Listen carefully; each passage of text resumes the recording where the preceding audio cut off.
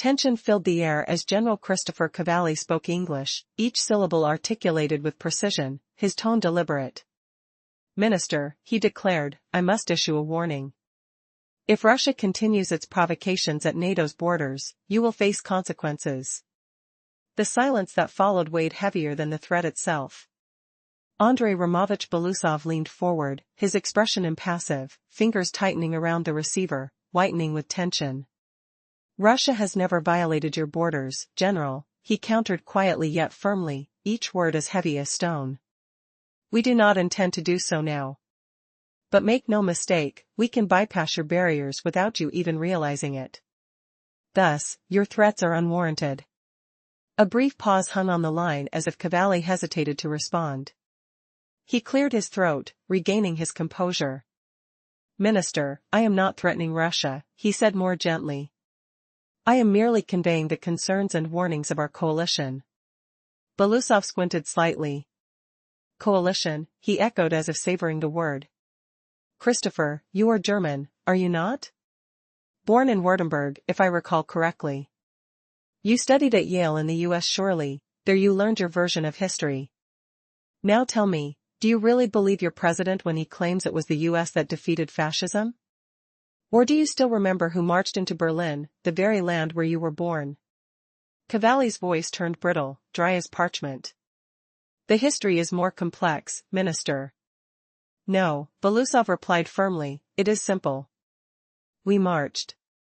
We paid with millions of lives, yet we prevailed. It is not you or your allies who can threaten us." A moment of silence passed between them, thick with understanding.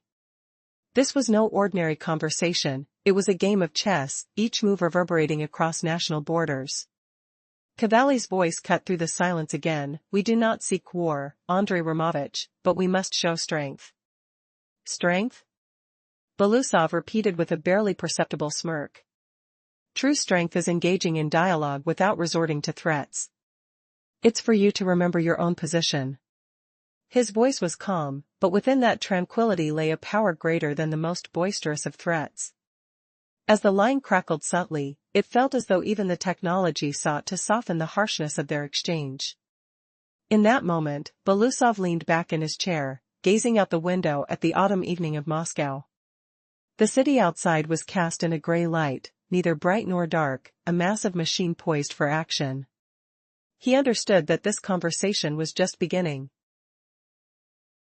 In the midst of a high-stakes debate between two formidable leaders, a shocking exchange unfolded. Russian Defense Minister Andrei Romovich Belousov held his ground against NATO General Christopher Cavalli. What fiery words led to a pause from the general? The weight of Europe's fate hung in the balance. "Prepare for a revelation that will leave you bewildered." Belousov leaned in slightly, gripping the phone as if it were a lifeline.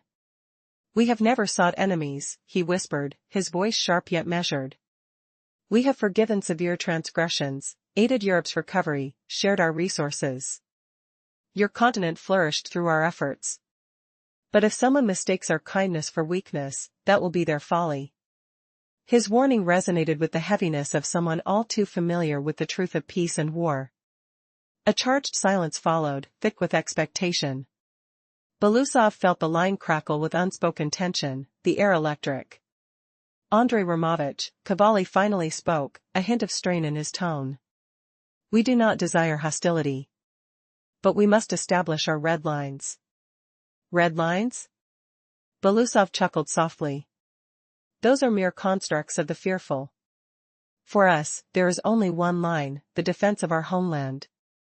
As Belousov gazed out the window, the city of Moscow throbbed with life, a colossal machine humming beneath a blanket of gray twilight. The headlights of vehicles glided through the streets like red and white blood cells coursing through veins. His heartbeat synced with the urban rhythm, steady yet underscored by tension. Slowly, he set down the phone. The office returned to quietness. But it was a different kind of silence, potent and anticipatory, laden with the weight of what had been exchanged. It was as if the very atmosphere was holding its breath, waiting for the next move. After a moment, he rose with precision, muscles honed through years of discipline. He stepped toward the window, palms pressing against the cool sill, overlooking the evening hustle. Reality shifted as he contemplated the inevitable tide of confrontation, and the history fed by both struggle and triumph. Is the world ready for the choices about to unfold?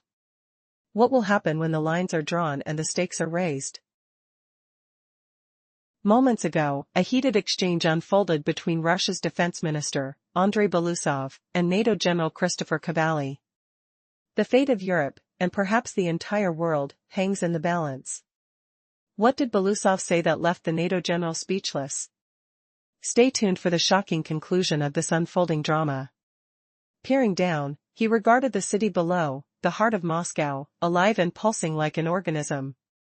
The lights of vehicles flowed through the streets, resembling red and white blood cells navigating through veins. The rhythm of the streets matched the steady beat of his heart, calm yet surrounded by an undercurrent of tension. In the glass's reflection, he recognized his own face, a visage of collective calm, without a hint of exhaustion. Yet in the corners of his eyes lay caution, born from years of experience. In moments like these, he appeared to be a man attuned not only to written history but to the very breath of the earth. A soft knock broke through his thoughts. "Minister Andrei Romovich," came the muted voice of his secretary. "New reports have arrived from the analysis department." "Leave them on the table," he replied, without turning around. As the door closed again, a different kind of silence enveloped the room.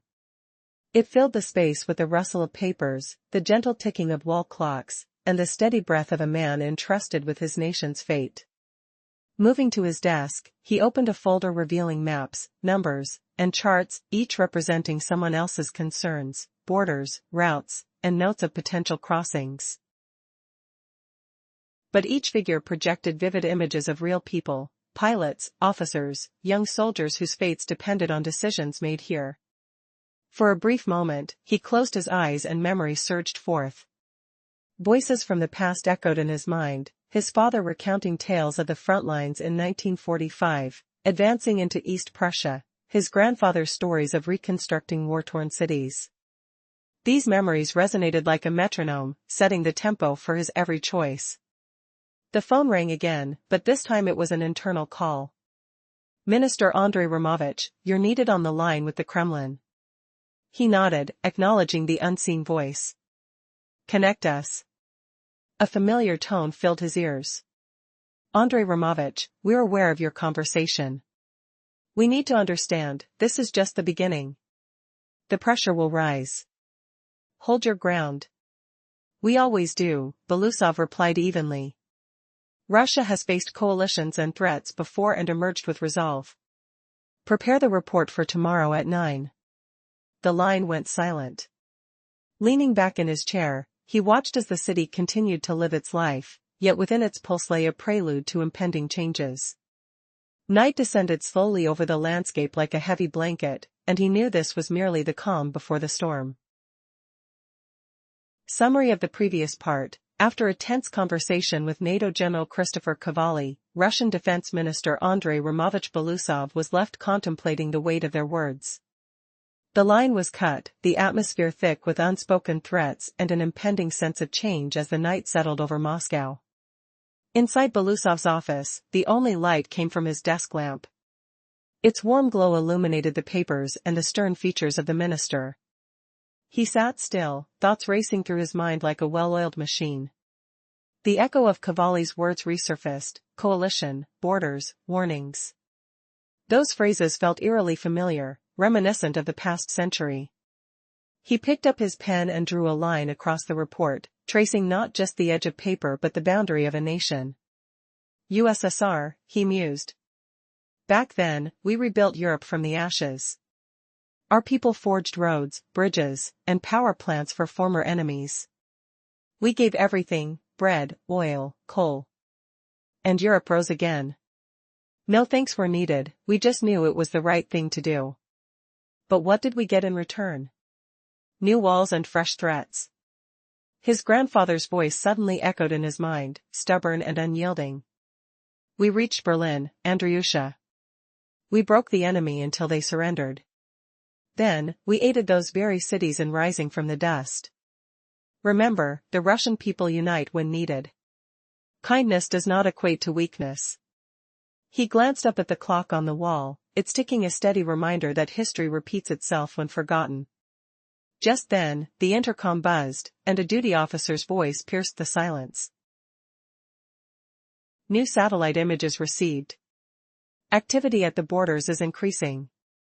Belousov breathed deeply, shut his eyes, and nodded slowly. Relay to headquarters to enhance surveillance. And let it be known, we do not provoke, but we are ready. Once again, he was alone in the room. In his chest surged not anxiety but a solid confidence. This was not new. Sanctions, threats, discussions about Russia's place were familiar echoes. Yet he was acutely aware that, much like over 70 years ago, the Russian people could unify as one. Through the window, Moscow sparkled with thousands of lights. The city thrived, unaware that a significant first move had just been made in a new round of tension.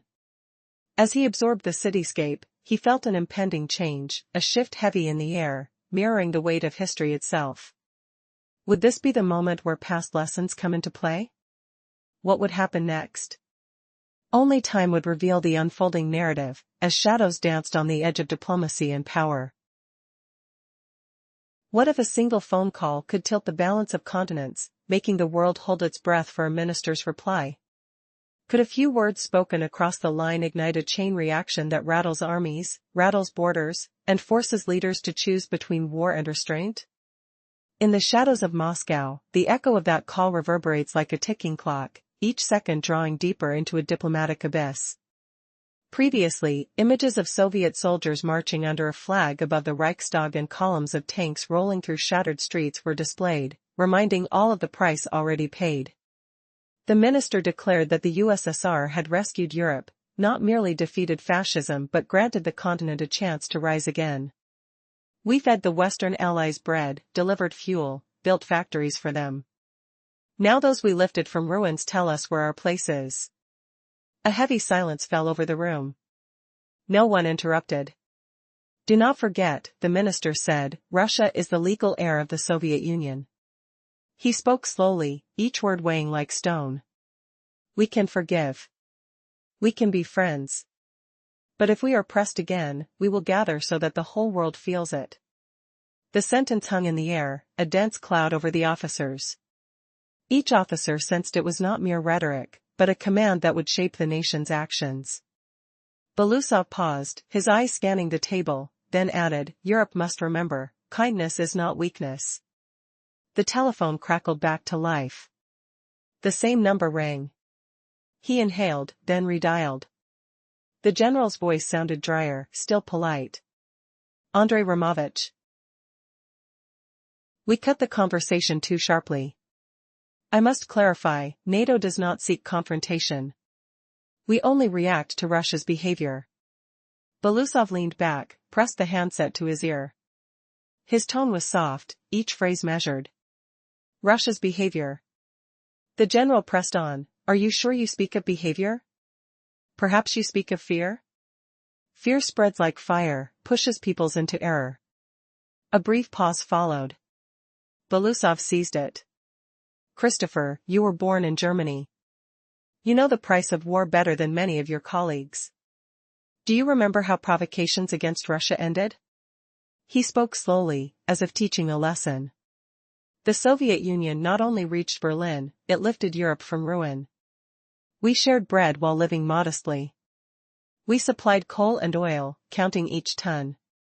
Our engineers rebuilt factories, even yours. Europe prospered because we wanted it to. And now we are accused of violating borders? Belousov asked, his voice a low whisper. The line hissed, a faint static that seemed to soften the edge of the argument. The general's reply came, We do not seek war, Andrei Romovich, but we must show resolve. Belousov's eyes drifted to the window. Outside, Moscow's evening wore a gray veil, streetlights flickering like distant embers. He felt the breath of change on the wind. A final pause settled, heavy as the first. What will you choose? The general asked, his tone now edged with a quiet warning. The phone clicked, silence returning, yet the room vibrated with the unspoken threat. The minister rested his hand on the cool desk, his mind racing through maps, histories, and the weight of every decision yet to be made. The night outside deepened, and the fate of continents lingered on the edge of that lingering echo. 5 minutes ago, a heated clash unfolded between Russia's defense minister, Andrei Romovich Belousov, and NATO's General Christopher Cavalli. With the fate of Europe, perhaps the world, hanging in the balance, what did Belousov say that left the NATO general speechless? Stay tuned to find out. The conclusion of this exchange will leave you astounded. Belousov's face was anything but striking. It resembled a mosaic of time and power, forged from a lifetime of discipline. High forehead, straight nose, and a slight crease at the lips, suggesting a more serious demeanor than a willingness to smile. His gray eyes exuded a wary vigilance, reminiscent of someone who has witnessed lies far too often. With a shock of silver at his temples, signifying not just age but the burden of accountability, he was a man stoic as stone. His office was stark, a large, sturdy desk, rigid chairs, a hefty cabinet brimming with files, and a few photographs likely added by a secretary to soften the austere atmosphere. The air carried the faint aromas of paper, coffee, and iron discipline. Though the phone lay silent, that very silence screamed of impending news that could alter the course of events. Soon enough, the silence shattered with a jarring ring, but Belousov remained unfazed, merely shifting his gaze to the device. Minister, Cavalli's voice sprang forth from the receiver in a measured tone, threading tension through every syllable. I must warn you. If Russia continues its provocations near NATO borders, you will face consequences. Your aircraft, or as you call them, your birds, might start disappearing from our radars if they venture too close. The silence that followed was almost tangible, thicker than the threat itself.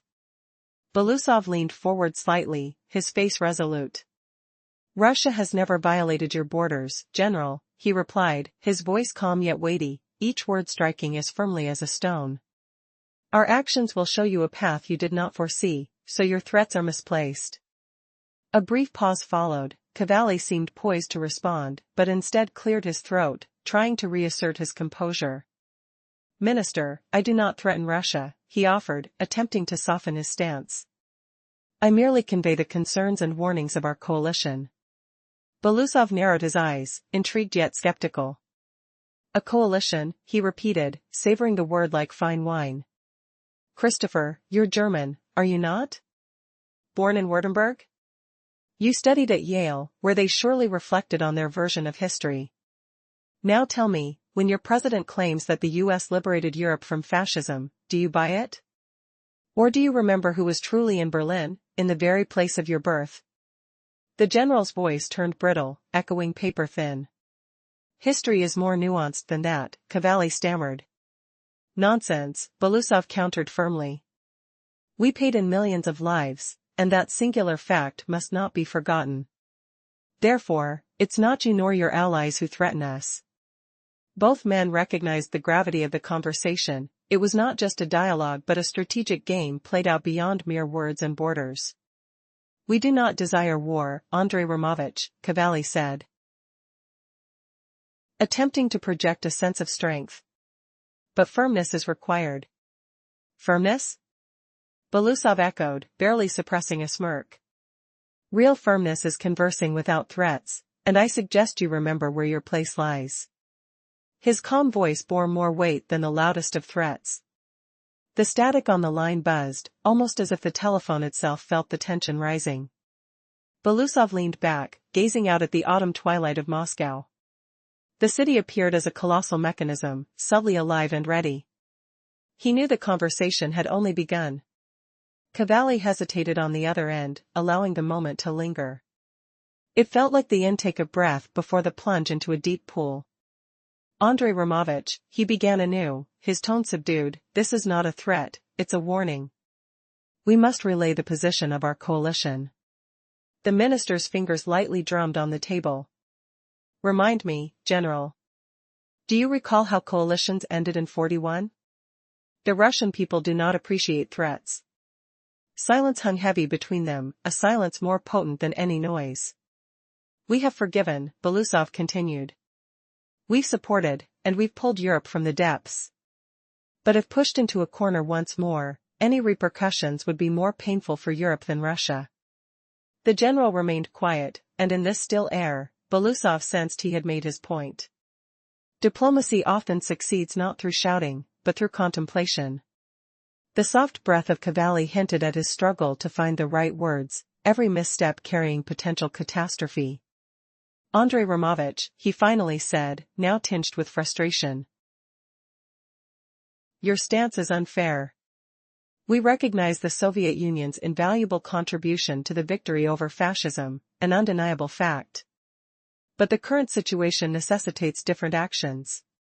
Belousov's hand tapped gently against the armrest of his chair. Valuing contribution, Christopher, means remembering consistently. Selective memory serves no one. It was a moment loaded with subtext, heavy with past grievances and present realities. What path would they forge from these exchanges? And what awaited them just beyond the horizon? In a heated exchange just 5 minutes ago, Russian Defense Minister Andrei Romovich Belousov clashed with NATO General Christopher Cavalli. The stakes? The fate of Europe, and potentially the world. What did Belousov say that left the NATO general momentarily speechless? Stay tuned for the shocking conclusion of this critical conversation. Andrei Belousov's presence commanded respect. His face was a mosaic of self-discipline shaped by time and authority. A high forehead, a straight nose, and a slight crease at the lips hinted more at thoughtfulness than warmth. His gray eyes held a guarded vigilance, resembling a man who had witnessed too many lies. The silver strands at his temples spoke of relentless responsibility rather than age. This was Andrei Romovich Belousov, the stoic defense minister, whose composure rivaled the firmness of stone. His minimalist office consisted of a sturdy desk, austere chairs, and a massive cabinet stuffed with folders. The faint scent of paper and coffee blended with an underlying air of iron discipline. The silence of the telephone weighed heavier than any ringing, leaving Belousov acutely aware of the world tightening around him. When the phone finally rang, its sharp tone cutting through the quiet, Belousov remained unfazed. He lifted the receiver deliberately, the calm before the storm. On the other end was General Christopher Cavalli.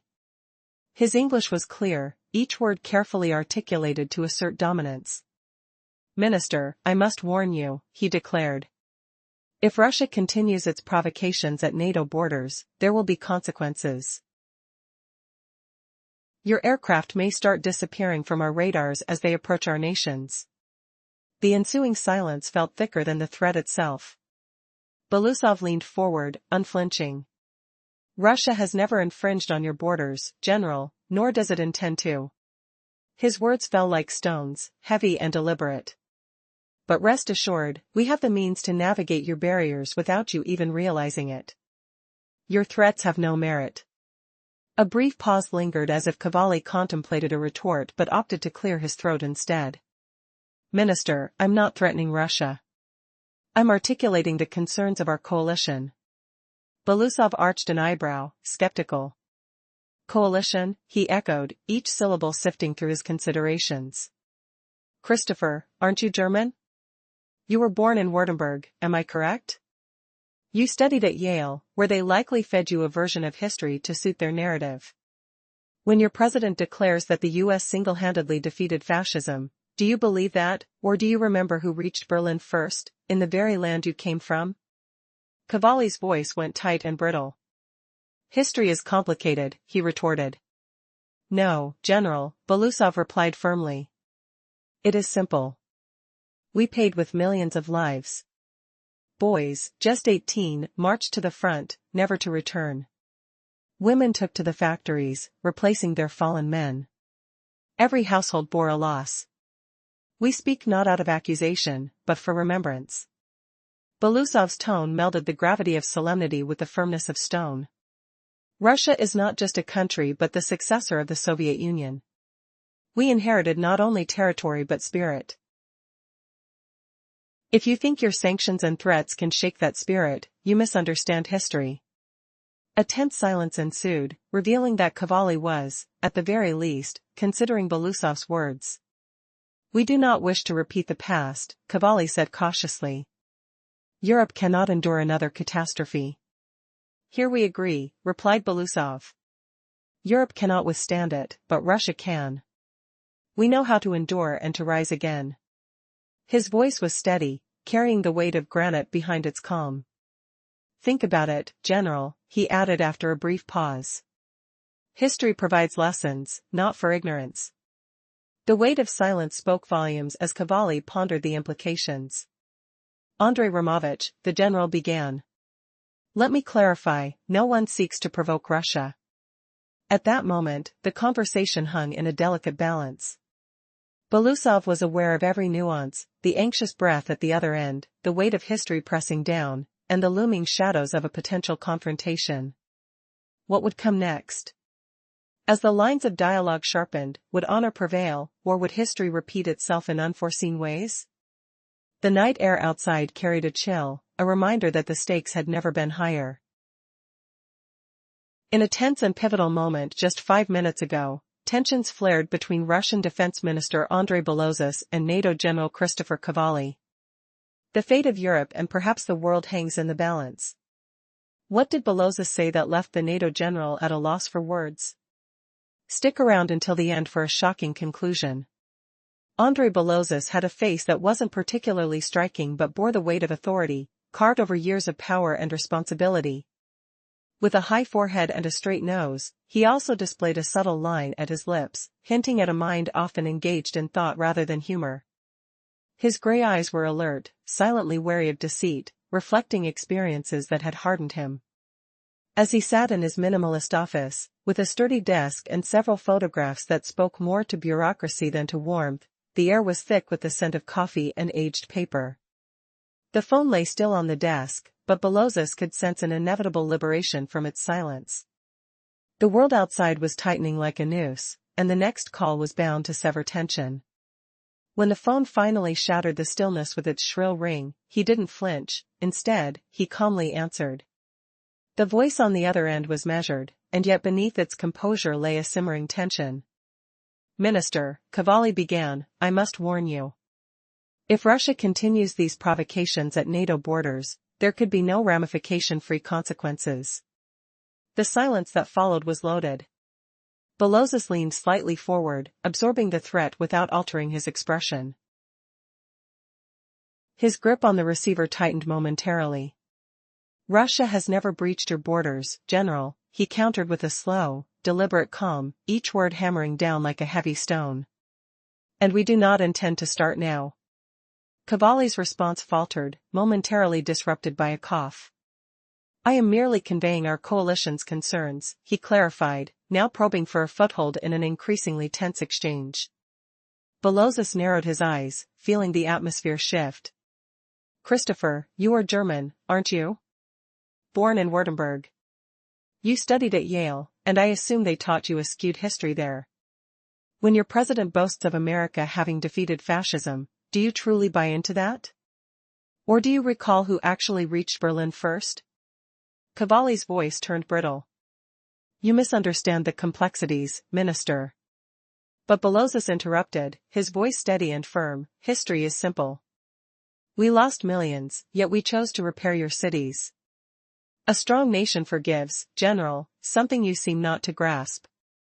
The silence thickened as both men recognized they were not engaging in casual banter but partaking in a high-stakes game of chess, where each bureaucratic maneuver had the potential to tip the scales. The tension was palpable. Would this high-stakes dialogue shatter into conflict?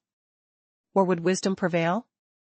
Do you think anyone desires provocation, Minister? Cavalli replied, frustration evident in his tone. Your military drills are alarming. Alarm? Belousov repeated softly, lifting an eyebrow. Your portrayal of security feels more like a siege. You see, General.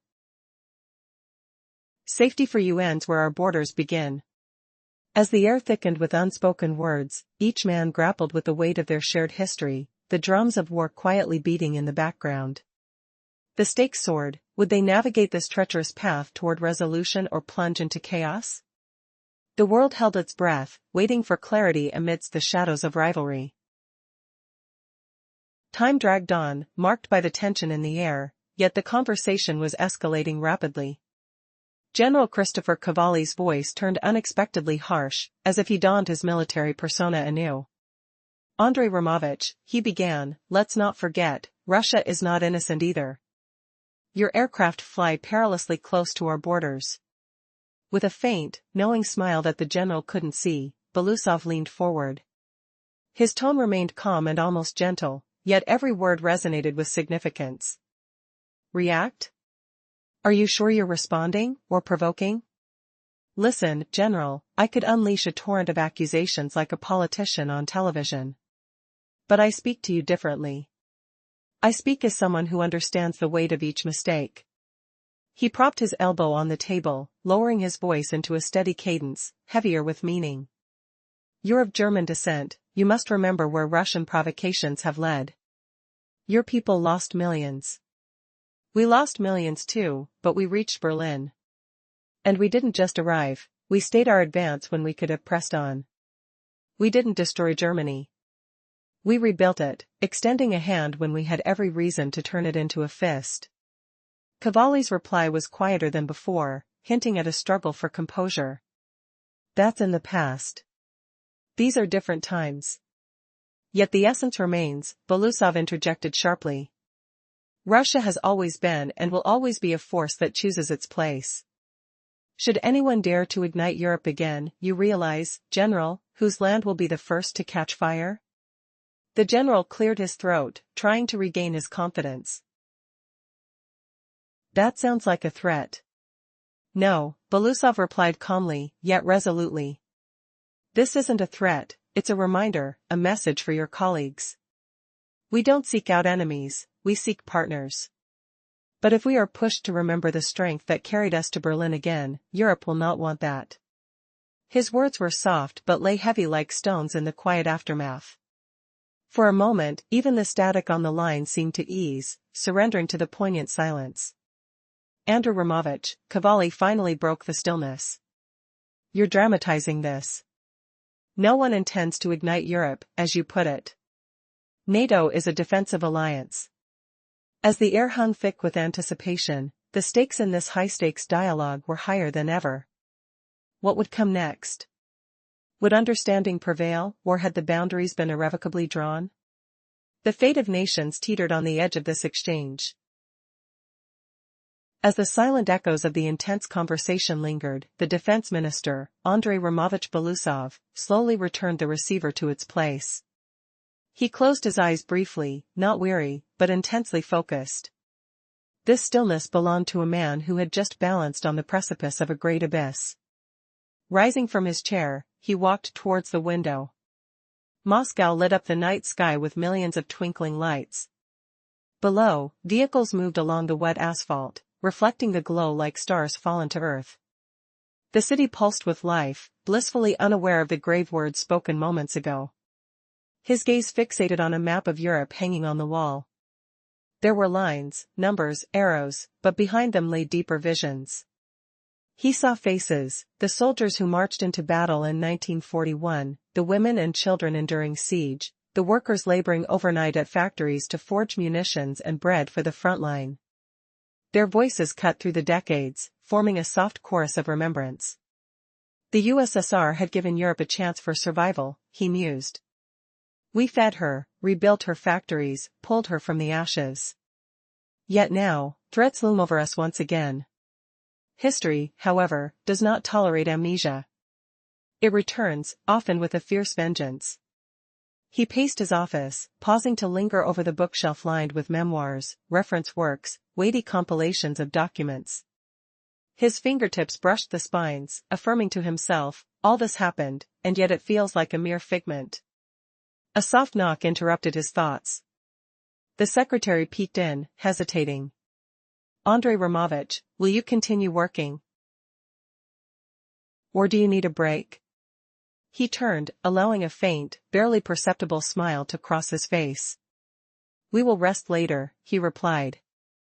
History does not wait, and he returned to his desk. Reports, maps, diagrams lay scattered before him. This was his front line today. Outside, the night deepened, the city quieted, yet work persisted within the office.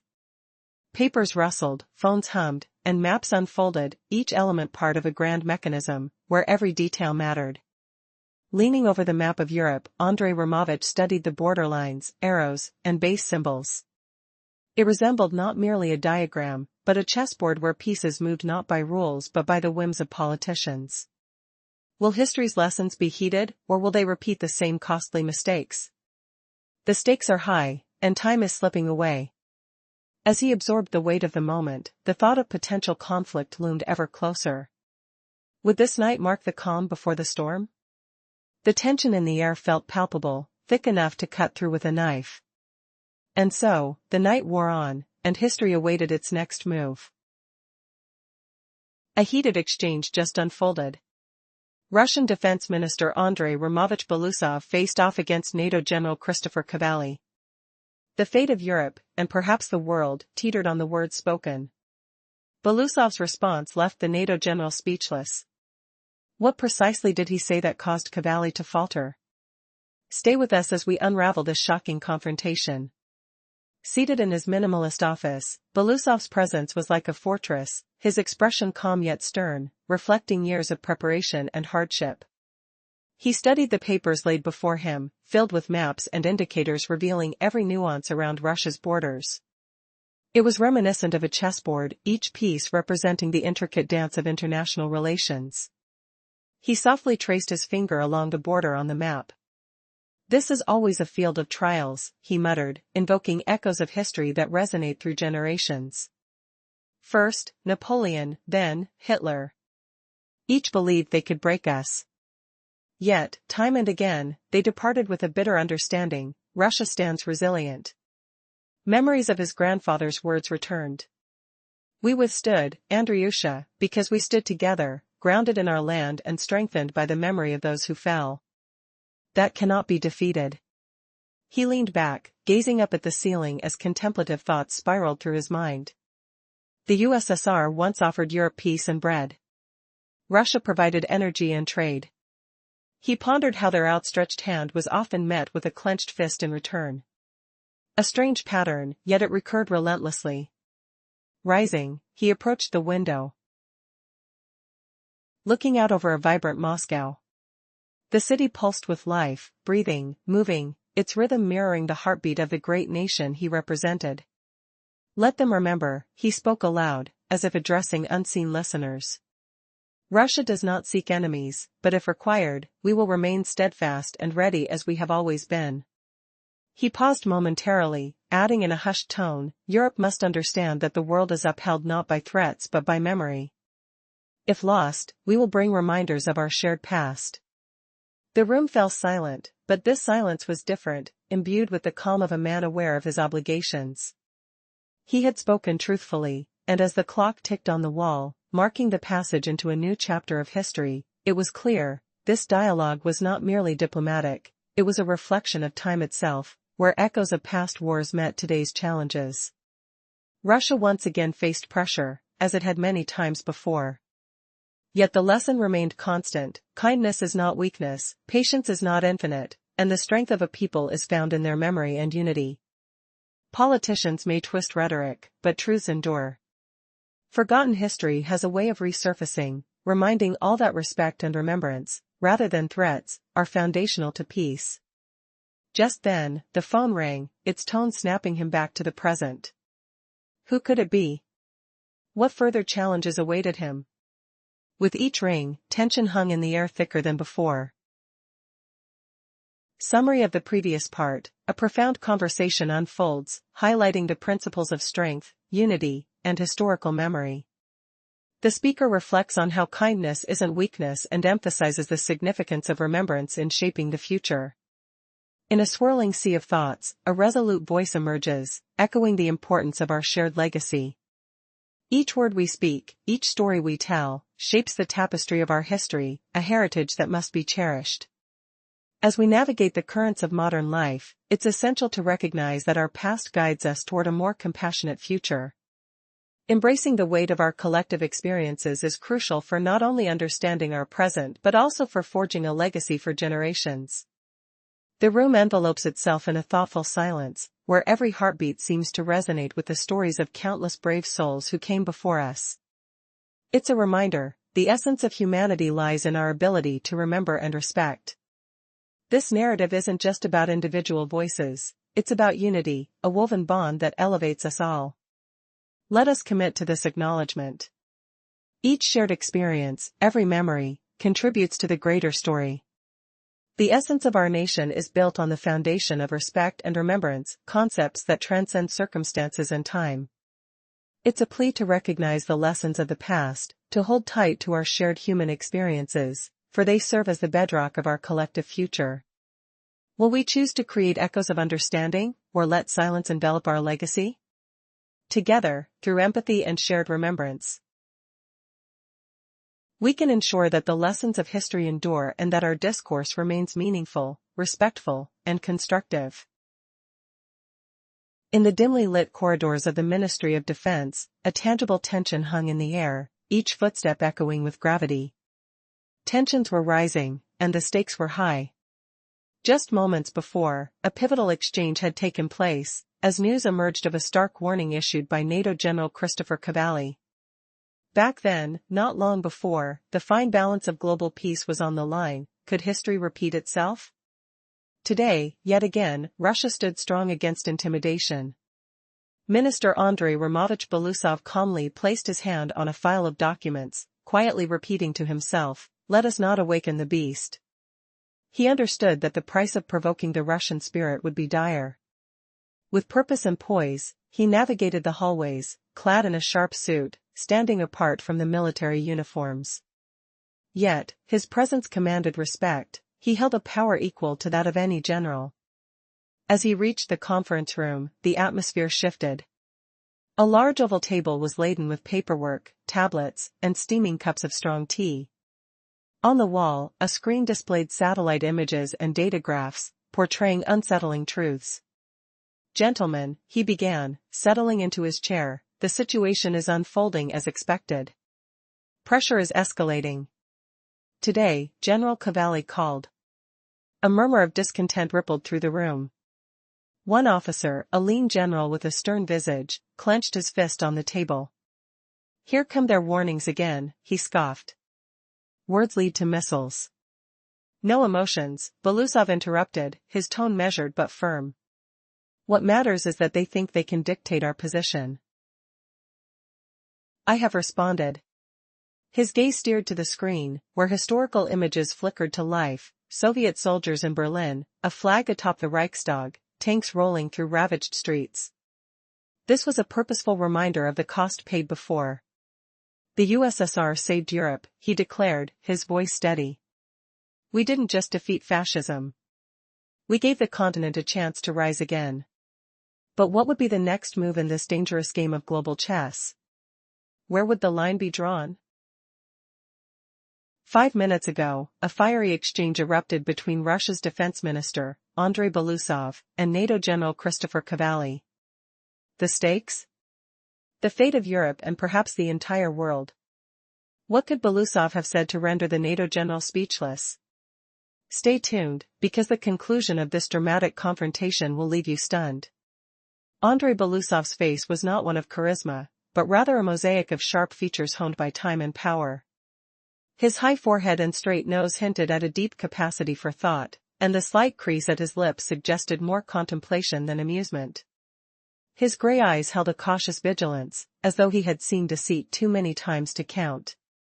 The strands of silver in his hair spoke not of age, but of the weight of perpetual responsibility.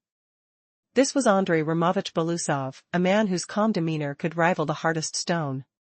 The office he occupied was devoid of ostentation. A broad desk, austere chairs, a heavy cabinet filled with folders, and a few photographs, likely placed by a secretary to soften the room's austere atmosphere. The air was laced with the faint sense of paper, coffee, and rigid discipline.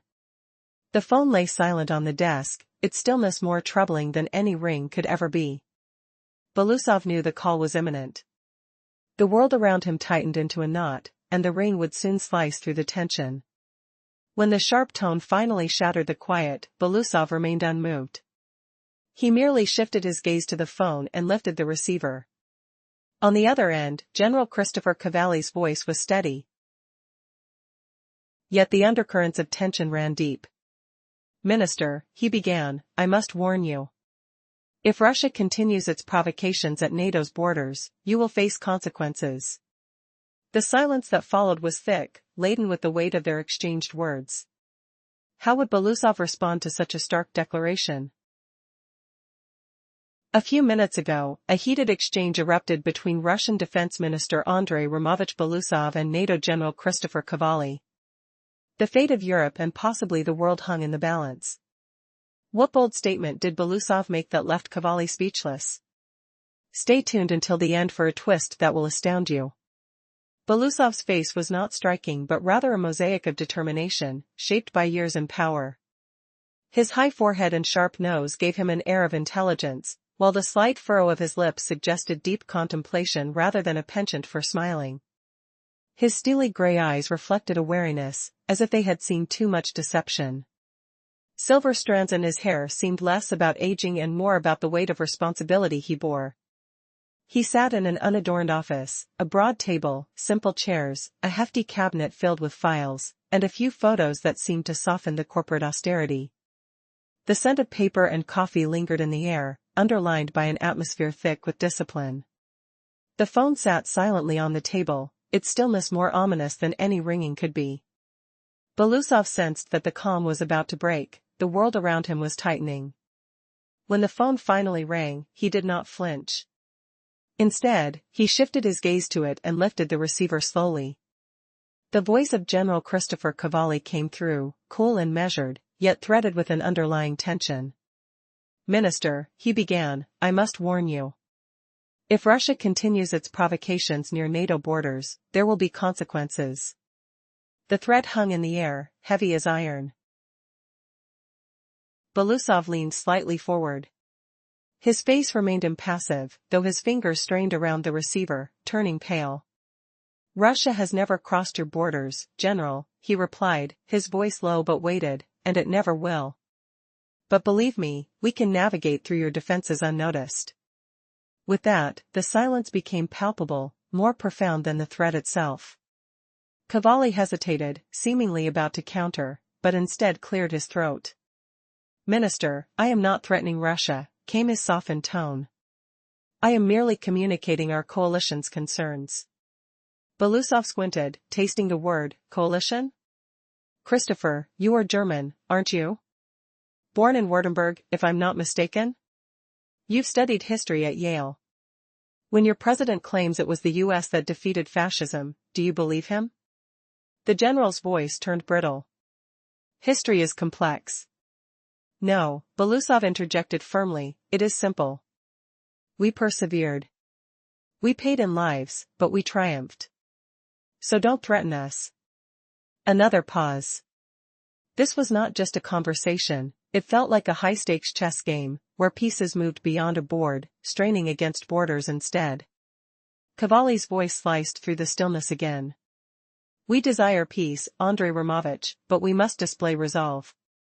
With barely concealed irony, Belousov shot back, "Resolve is engaging without threats.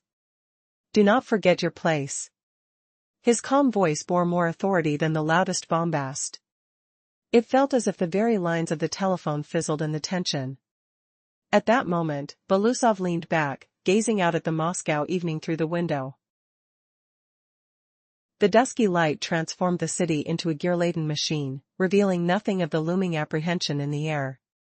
Cavalli paused again, the stillness signaling a deep intake of breath, as if he acknowledged that this dialogue shifted power. "Andrei Romovich," he finally spoke, now with a measured panic, "this is not a threat, just a warning." Belousov's gaze hardened. A warning should not be wrapped in threats. If intimidation is the aim, refrain from calling. Moments stretched, their silence now dense with unspoken words, a prelude to confrontation. The tension thickened, it was a reflection of Moscow's very pulse, with the city breathing in rhythm, a body alive, unaware of the high-stakes gambit unraveling in the shadows. As he hung up the phone, Belousov felt the weight of his position. Outside the stars flickered into view, Moscow thrummed, as the night cloaked the streets, intertwining with the sense of an approaching storm. In the quiet of his office, bordering on solitude, a new revelation lingered. This was just the beginning, and as he sourced the reports in his mind, he knew the coming days would demand fortitude he had long mastered. Moments ago, a heated exchange erupted between Russian Defense Minister Andrei Romovich Belousov and NATO General Christopher Cavalli. The stakes? The fate of Europe and perhaps the world hangs in the balance. What could Belousov possibly say that left the NATO general momentarily speechless? Stay tuned until the end, the conclusion will astound you. The room felt sterile yet saturated with tension. Andrei Belousov's face, though not striking, bore the weight of experience and authority. It was angular, reflecting years of navigating complex political landscapes. His eyes, a muted gray, flickered with a cautious wisdom born from witnessing deception time and again. As he quietly traced the polished surface of the desk with his fingertips, he welcomed the anticipated silence, thick with the odor of coffee and paper. Suddenly, the stillness shattered when the phone rang. Belousov remained unfazed, lifting the receiver slowly as a calm, authoritative voice cut through the static. "Minister," General Cavalli said, every syllable crisply articulated, "I must warn you. If Russia persists with its provocations at NATO borders, you will face consequences." The weight of the threat lingered in the air, more palpable than any sound. Belousov leaned in, his tone measured yet resolute. "Russia has never violated your borders, General. And we have no plans to start. We can navigate your defenses, without you even realizing it. Your threats are unwarranted." A momentary pause ensued, thick with unspoken recognition. Cavalli cleared his throat before responding, softening his stance. "I am not threatening Russia. I am conveying our coalition's concerns." Belousov's eyes narrowed, weighing the implications. "Concerns? You are German, right? Born in Württemberg? Did they teach you a version of history that omits the sacrifices made to defeat fascism? Recall who reached Berlin first?" His words were not just a challenge, they pierced through diplomatic niceties, exposing historical scars. The general's voice, once steady, now quivered. "History is more complex than that."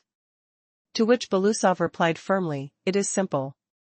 We paid in lives, but we prevailed. Your coalition does not intimidate us." The general responded, determination crackling anew in his voice. "We do not seek war. But we must show resolve." Belousov chuckled lightly, "Resolve? True strength lies in dialogue devoid of threats. Let's not forget where your coalition stands in our history. You cross a line at your peril." With those words hanging in the air, silence enveloped the conversation, each man considering the deeper implications. It wasn't merely a discussion, it was a strategic game with nations as chess pieces, maneuvering dangerously close to confrontation. As Cavalli prepared to respond, the tension crackled, hinting at an impending escalation. "What you call resources, we see as territorial encroachment," Belousov continued, his voice steady, yet lined with impending resolve. "If you truly seek camaraderie, speak our language of friendship. Right now, all I perceive are sanctions and military buildup at our borders. Is this your version of normalcy?" Cavalli's irritation seeped through the official mask he tried to maintain. "We draw red lines," he retorted. Shaking his head, Belousov smirked. "Those lines are a construct of fear from those unwilling to act. We only have one line, the defense of our homeland."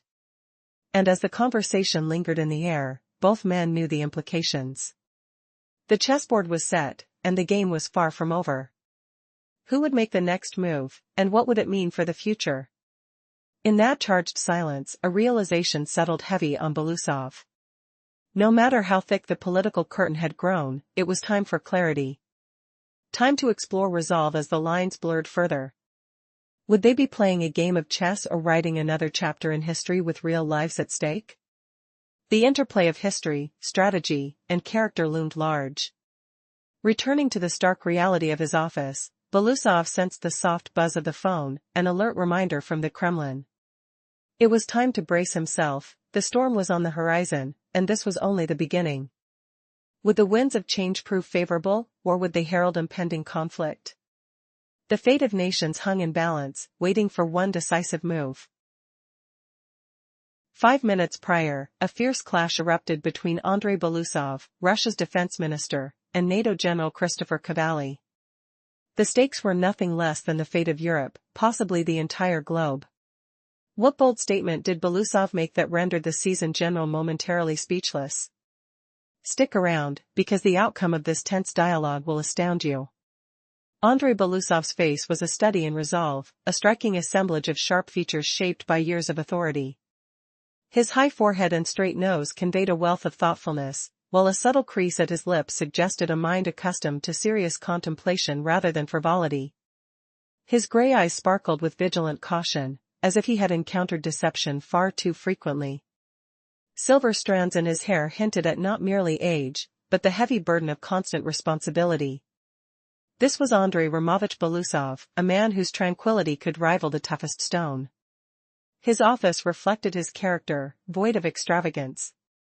There stood a massive desk, rigid chairs, an imposing cabinet overflowing with folders, and a few photographs, likely added by a secretary to ease the room's somberness. The air smelled faintly of paper, coffee, and unyielding discipline. Silence enveloped the space, more unsettling than any phone buzz. Belousov sensed the impending call, knowing well that the world around him was tightening in anticipation. When the sudden ringtone echoed through the air, it barely fazed him. He calmly redirected his gaze to the phone and lifted the receiver. On the other end, General Christopher Cavalli spoke with a controlled cadence, yet his restraint betrayed the tension at play. "Minister," he started, "I must inform you. If Russia persists with provocations at NATO borders, there will be ramifications." The subsequent silence thickened, heavy with the implications of their words. What could Belousov possibly say in response to such a foreboding message? It was an exchange fraught with tension, where every second felt as tangible as the weight of their nation's histories. Did he perceive the same fear running through Cavalli's warning? And with these words hung in the air, how would he defy the threat and perhaps flip its meaning?